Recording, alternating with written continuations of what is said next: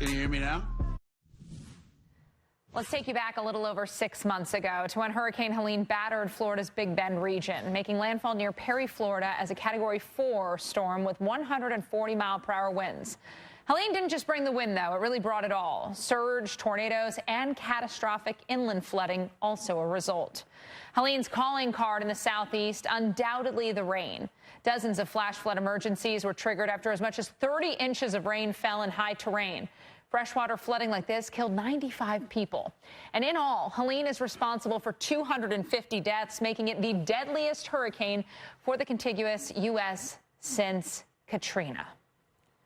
And Dr. Nab, we talked a little bit about Florida, or we focused on Florida, the landfall, the surge. But obviously, when people will hear the name Helene and a lot of the retirement conversation, I'm sure, focused around what this storm did way inland to places that probably thought they were never going to be vulnerable to a hurricane. Yeah, because the only thing that was exclusive to Florida was the 14 storm surge deaths, which is terrible. But aside from 4 wind-related deaths in Florida, everything else was inland. Most of the wind deaths were in Georgia and South Carolina. Tons of falling trees. Yes, Widespread tree fall. Yeah, and the 2 tornado deaths, those were in Georgia. But the flood deaths and the landslide deaths associated with that flooding, that was mostly in North Carolina and Tennessee. And so that is what we want to talk about, is how do we save lives from a massive inland flood and landslide event, and how do we protect ourselves inland from the wind? And those are the lessons that we need to focus on learning from Helene, which was, again, a fast-moving, intense, and large hurricane.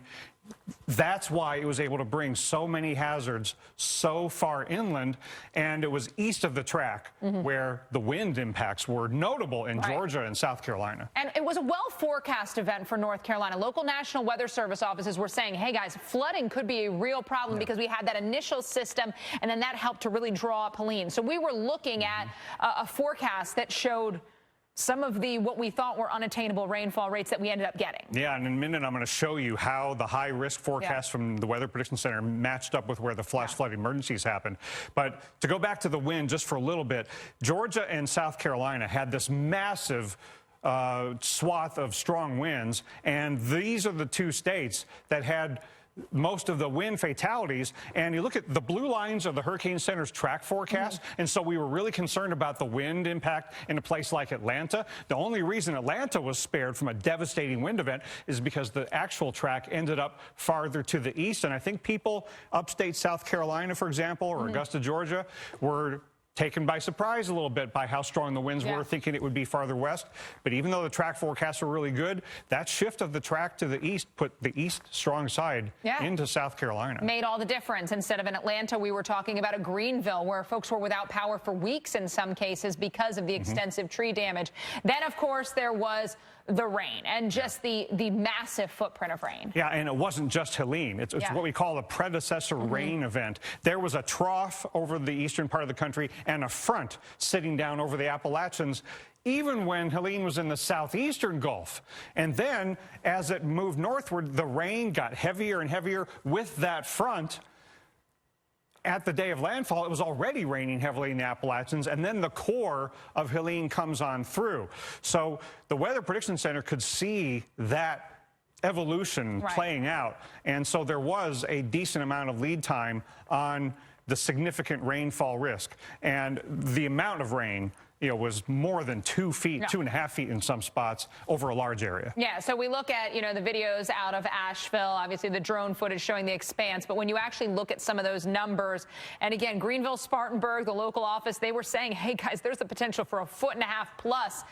And that's what some of these communities, which are very terrain-driven, got. So landslides, mudslides, and massive flash flooding was a problem. So this amount of rainfall over this large an area ended up being the worst natural disaster in the history of western North Carolina. So I want to compare the flash flood warnings and emergencies to the Weather Prediction Center's forecast of high risk. A lot of flash flood warnings over a large area, but the flash flood emergencies, there were 30 of them issued, the most on record in one day. Now, did we see that coming? And I would say in general, Yes, because it was a 48-hour lead time between when the Weather Prediction Center went to high risk in western North Carolina and the first flash flood emergency driven by rain-induced flash flooding. So we had a couple of days. So I think one of the lessons we could learn, and this isn't easy to do, but I think the forecasting could allow us to do something that has been done in coastal areas for storm surge, is when you see that risk coming a couple days ahead of time,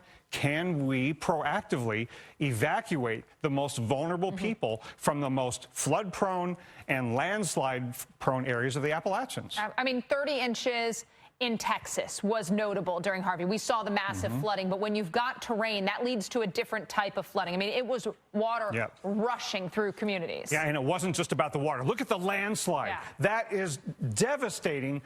With the water changes the landscape, and it's not just water involved. These are the locations of all of the landslides, more than 2,000 of them in many portions of the Appalachians, Georgia, South Carolina, all the way up into southwestern Virginia. So when you see that video of a landslide and you see the power of water changing into the power of land, that is something we need to get people out of harm's way from ahead of time. So that's the main lesson. Could we evacuate proactively a day or two ahead of time? And perhaps now we think about this when similar storm paths, hopefully not the case, but if they ever come around. Thanks, Dr. Deb.